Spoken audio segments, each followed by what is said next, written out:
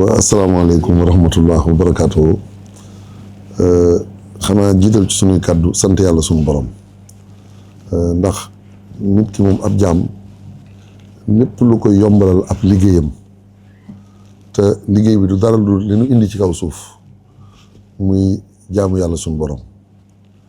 te it ci biir jaamu googu it mun nañu wala tan sa nasibaka mina dunya adduna it am ci ab cëram waaye lépp ñu war koo teg ci yoon ñu gis ne environnement juridique bi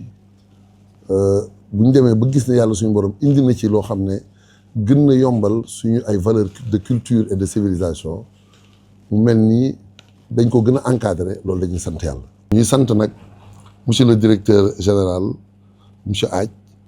ndax yàlla dafa dogal tey jii moo nekk ci boppu la haute autorité du waqf waaye ñun ba ñu tàmbalee di dox lii mu doonoon suñu gis-gis ñu déggoo ceeg Cheikh Mamadou Mountakha yàlla dogal na moom moo doonoon ki nga xam ne moo ñu ci doon encadré tey yàlla suñu borom dogal mu jiite la haute autorité du waqf ñuy ñaanat yàlla suñu borom jàppale ko ndax am na fu mu ko jëlee am na fu mu ko yóbbu yàlla na ko gën a mën a conduire ci foo xam ne mooy doon njëriñal Sénégal yëpp. di waxaat nag waa Touba ñun moom feneen ngay dem ñu naan la waqf mu mel ni gan la fa waaye Touba moom du fi gan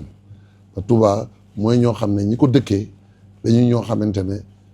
ni borom dëkk bi defoon rek lañ def dañoo jaayante nafsi wa diini suma ahli wal walad wa maskani lakka wa diixatun abad Sëñ Tuubaa léppam la jox l'islam moomul ci boppam dara jërë ngeen jëf.